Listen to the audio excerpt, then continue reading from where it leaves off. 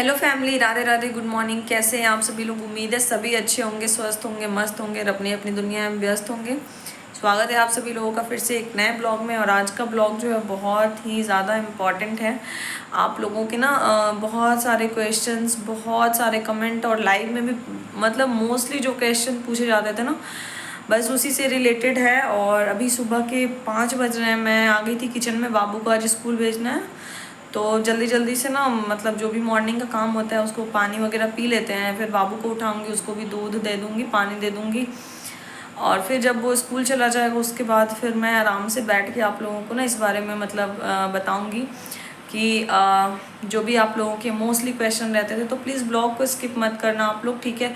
Full blog को ज़रूर watch करना। अभी तो मुझे थोड़ा टाइम लगेगा किचन में, जब तक मतलब बाबू स्कूल नहीं चला जाए ना तब तक थोड़ी सी दिक्कत होगी। और स्कूल जाने के बाद ना फिर मैं आराम से बैठूंगी और फिर आप लोगों के क्वेश्चन का जो है वो आराम से आंसर करूँगी, क्योंकि बहुत ही ज़्यादा पूछे जाने वाले क्वेश्चन थे। बहुत ज़्यादा पूछे जाते थे कमेंट में भी, लाइव में भी। जब भी मैं लाइव करती थी, जब भी कोई ब्लॉग अपलोड करती थी ना, तो सबसे ज़्यादा ना यही सब क्वेश्चन जो है वो पूछे जाते थे। तो चलो भाई, आज मैं बताऊंगी आप लोगों को। बस थोड़ा सा अभी काम है मुझे, ये 1.5-2 घंटे 3 घंटे का, तो उसको मैं फिनिश कर लेती हूँ जल्दी जल्दी से। फिर बैठेंगे आराम से तो बात करेंगे आप लोगों से। ब्लॉग को बिल्कुल भी स्किप मत करना आप लोग, ठीक है? नहीं तो ब्लॉग स्किप करोगे और फिर से आप लोग ये क्वेश्चन जो है वो फिर से मेरे से पूछोगे। तो ब्लॉग को बिल्कुल भी स्किप मत करना, फुल ब्लॉग ज़रूर वॉच करना। और अब जो है मैं बाबू को नाश्ता देने के लिए यहाँ पे ना आलू काट लिए थे। आलू की भुजिया और पूड़ियाँ या रोटी बना दूंगी, तो फिर वो नाश्ता लेके चला जाएगा। मैंने तो यही सोचा था, लेकिन बाद में ना मुझे ये आलू की जो भुजिया मैं बना रही हूँ ना, इसको आलू को पूरा मैश करके और मुझे रोटियों में भर के उसे देना पड़ा था। उसने बोला मैं भुजिया रोटी नहीं खाऊंगा। और तब मैं बाबू को स्कूल वगैरह भेज के फिर माता रानी की पूजा वगैरह कर लेती हूँ।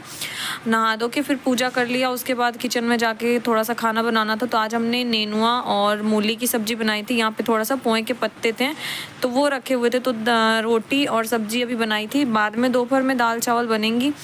तो अभी ये सब कर लेती हूँ, फिर आप लोगों से ना मैं आराम से बैठ के मैंने सोचा बात कर लूँगी। तब तक सभी लोग नाश्ता वगैरह कर भी लेंगे तो मैं फ्री हो जाऊँगी। अभी हमारा खाना पीना सब कुछ हो गया है, बन भी गया है और नाश्ता हमने कर भी लिया है। और अभी मॉर्निंग के ना 10 मतलब 11 बजने के अप्रॉक्स का टाइम हो रहा है। 10:40-45 के समय हो रहा है। तो बाबू भी स्कूल चला गया था और मॉर्निंग में ना बहुत ज़्यादा काम हो जाता है, सब लोगों को हो जाता है मॉर्निंग में। बच्चे स्कूल जाते हैं ना तो इतना ज़्यादा परेशानी होती है उस समय, इतना ज़्यादा बच्चों के ना नखरे रहते हैं स्कूल जाते वक्त। तो बस वो सब करने में ना मैं थोड़ा सा आज लेट हो गई थी। और लेट क्या मतलब डेली वही टाइम हो ही जाता है। तो अभी मतलब फिलहाल जो नाश्ता जो भी होना था ना, तो नाश्ता वगैरह हो गया। नेनुआ नेनुआ की सब्जी बनाई थी आज हमने और रोटियां बनी थी। फिर दाल चावल दोपहर में बनाएंगे। अभी सब्जी और रोटी बाकी सभी लोगों ने नाश्ता भी कर लिया, पापा ने अभी तक नहीं किया है। तो आज का जो टॉपिक था ना, मैं सोच रही थी कि कब मैं आप लोगों से जल्दी ही इस बारे में बात करूं, क्योंकि बहुत ज़्यादा इस बारे में ना बहुत ज़्यादा क्वेश्चन आते रहते थे। बहुत ही ज़्यादा डिमांडिंग जो था वो क्वेश्चन चल रहा था। बहुत सारे भाई बहनों के ना दिमाग में मेरी शादी से रिलेटेड जो थी वो बहुत सारी चीज़ें चल रही थी। जब भी वो मेरे ब्लॉग्स देखते थे या फिर लाइव में आते थे तो हमेशा क्वेश्चन करते रहते थे कि दी प्लीज़ आप बताओ ना, आपकी शादी कब हुई थी? आप मतलब अरेंज मैरिज थी, लव मैरिज थी? आप मतलब कैसे एक दूसरे को जानते थे आप लोग? तो इस तरह के ना बहुत सारे क्वेश्चन आते रहते थे। तो मैंने भी सोचा कि चलो बता ही देती हूँ आप लोगों को कि हमारी शादी जो थी वो किस तरह से हुई थी, कैसे हुई थी। बाकी आप लोग डिसाइड करना, ठीक है? कि उसके बाद ना कमेंट ज़रूर कर देना कि आप लोगों के क्वेश्चन का आंसर जो है वो मैं प्रॉपर तरीके से दे पाई या नहीं, ठीक है? तो सबसे पहला क्वेश्चन था कि दीदी आपकी शादी जो थी वो कब हुई थी? तो मेरी शादी ना 2019 में हुई थी, 17 जून को। और मतलब ऐसे फैमिली घर से ही हुई थी मेरी शादी। बाकी हम पहली बार मिले थे 3 मार्च 2019 को। हमने पहली बार एक दूसरे को देखा था। वो जो देखा देखी वाली रस्म होती है ना, वो रस्म हुई थी जो 3 मार्च 2019 को हुई थी। हमारे पास में ही केक मतलब लॉन टाइप का है, उसमें हुई थी हमारी, लॉज टाइप का है तो उसमें हुई थी हमारी जो देखा देखी वाली रस्म होती है ना, मुझे लगता है आप लोग सब जानते होंगे, शादी से पहले जो देखने वाली रस्म होती है, तो उसी समय मैं पहली बार मिली थी और मैंने ना पहली बार मतलब सामने से देखा था। उसके पहले हम कभी नहीं मिले, उसके बाद भी हम कभी नहीं मिले थे।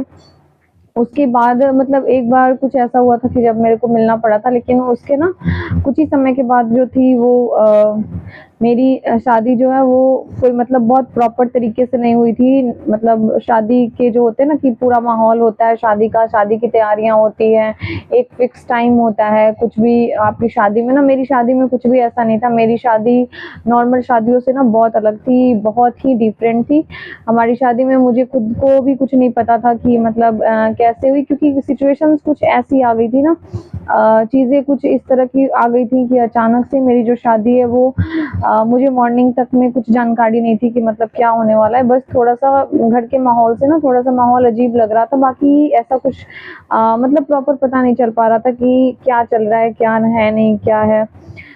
तो और अचानक से जो है वो मेरी शादी हो जाती है। बाकी ना मैंने ये शादी से प्रॉपर जो वीडियो होती है ना, वो एक ऑलरेडी बना रखी है, तो आप लोग उस वीडियो को ज़रूर चेक करना कि शादी से जो प्रॉपर वाली वीडियो है शादी से रिलेटेड, वो मैंने पार्ट 1 पार्ट 2 करके ऑलरेडी बनाई हुई है, तो आप लोग चेक करना। तो उससे भी आप लोगों को ना ये चीज़ें जो है वो क्लियर हो जाएगी। और बाकी आप लोग ही डिसाइड करो, क्योंकि फैमिली से घर से ही हुई थी मेरी शादी, तो बाकी आप लोग डिसाइड कर लो कि मेरी शादी लव मैरिज थी या अरेंज मैरिज थी, और कमेंट में ज़रूर बता देना आप लोग। क्योंकि ना अचानक ही हुई थी, मुझे खुद भी नहीं समझ में आता कि ये लव मैरिज है या अरेंज मैरिज है, मुझे पता ही नहीं चलता कुछ भी। अरेंज भी प्रॉपर नहीं है, लव भी नहीं है, तो मुझे तो नहीं समझ में आता भाई। लेकिन जो चीज़ें मतलब हुई थी ना शादी, मेरी शादी में कुछ बहुत बड़ी स्टोरी नहीं है, ठीक है, लेकिन जो भी है ना वो बहुत खतरनाक तरीके से है। 3 मार्च को हमने आज एकदम सामने से एक दूसरे को देखा था। बाकी फिर हमने कभी मतलब फ़ोन पे भी हमारा कभी कांटेक्ट नहीं हुआ था, हमारी कभी एक दूसरे से बात नहीं हुई थी, और फिर अचानक से बात जो है वो शादी वाली हो गई, फिर अचानक से हमारी शादी हो गई।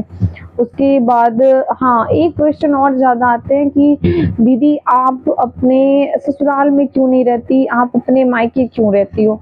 तो ये क्वेश्चन भी ना बहुत ज़्यादा पूछे जाते हैं कि आपके हस्बैंड क्या करते हैं, आप अपने ससुराल में क्यों नहीं हो?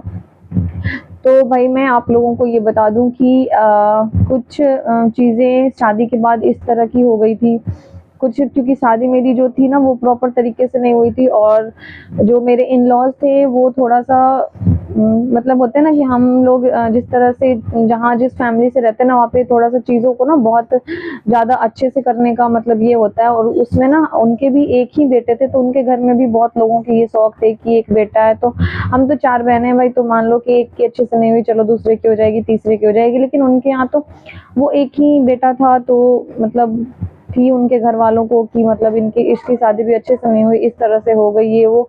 तो कहीं न कहीं उनके दिमाग में ना ये सारी चीज़ें घूम घूम रही थी। और इन सारी चीज़ों के घूमते-घूमते ना बात कब इतनी ज़्यादा बढ़ गई कि हमारे रिश्ते मतलब आपस में खराब होने लगे, एक-दूसरे से बहुत ज़्यादा चीज़ें बिगड़ने लगी। और भी जो बहुत सारी चीज़ें होती है ना, जो शादी में एक लड़की के फैमिली लड़के के फैमिली वालों को देते हैं, तो बहुत सारी वैसी चीज़ें थी जो नहीं मिल पाया था, नहीं दे पाए थे, क्योंकि जैसा कि मैंने बताया कि हम माहौल ही ऐसा हो गया था ना कि एक दिन में प्रॉपर वो शादी हो गई थी।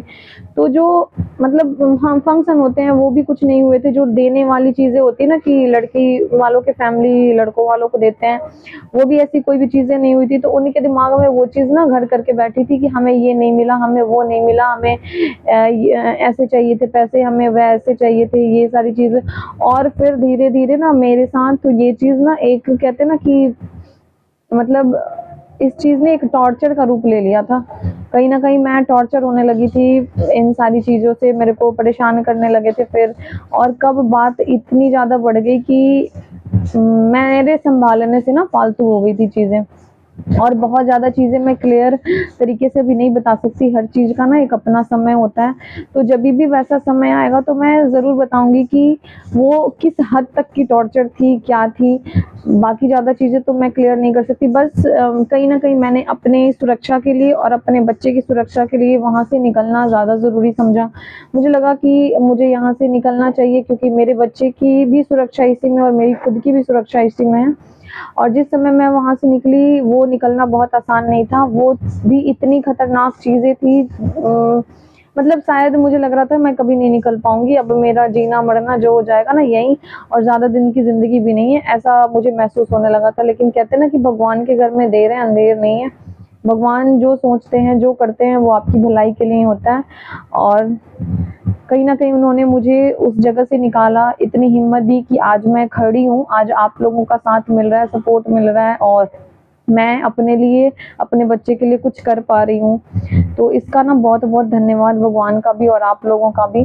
बाकी चीज़ें जैसे-जैसे ना मुझे बताने लायक होगी कि क्या हुआ था, प्रॉपर क्या चीज़ें हुई थी, वो मैं अगर शेयर करने लायक हुई तो ज़रूर शेयर करूँगी। बाकी अभी तो उस बारे में मैं ज़्यादा डिटेल में बात नहीं करना चाहती हूँ, थोड़ा-सा क्योंकि फैमिली वाली चीज़ें हैं ना, तो थोड़ा-सा सही नहीं होगा अभी बात करना उस बारे में।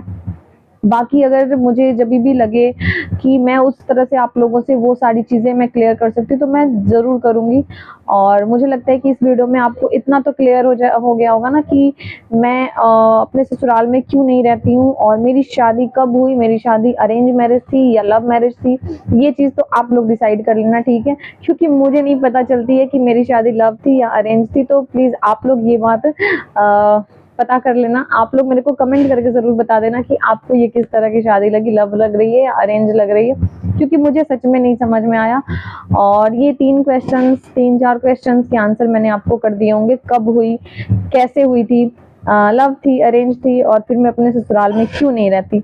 बाकी अगर कोई क्वेश्चन आ रहे होंगे ना, तो प्लीज़ कमेंट कर देना। मैं क्योंकि देखो लाइव में या फिर कमेंट करके बता पाना ना पॉसिबल नहीं था, तो मैंने सोचा चलो एक प्रॉपर वीडियो ही बना देती हूँ, ताकि इससे ना आप लोगों को मैं अच्छे से समझा पाऊँ, अच्छे से उस बारे में बता पाऊँ। और उम्मीद है कि ये चीज़ें मैं क्लियर कर पाई होंगी। बाकी ना मेरे पास अभी मेरी शादी की कुछ तस्वीरें भी नहीं है, 1 आध तस्वीरें 2-4 कहीं होंगी तो होंगी। बाकी मुझे नहीं पता कि मतलब कहाँ है, क्या है, क्योंकि कुछ मतलब डिसाइडेड नहीं था ना, इस वजह से। तो चलो इस वीडियो में यहीं पे मैं इस वीडियो को क्लोज़ करती हूँ। तब तक के लिए राधे राधे, जय श्री राम। और इसी तरह से आप लोग सपोर्ट करते रहो, प्यार देते रहो और हिम्मत देते रहो भाई, आप लोगों के प्यार से, सपोर्ट से बहुत हिम्मत मिलती है।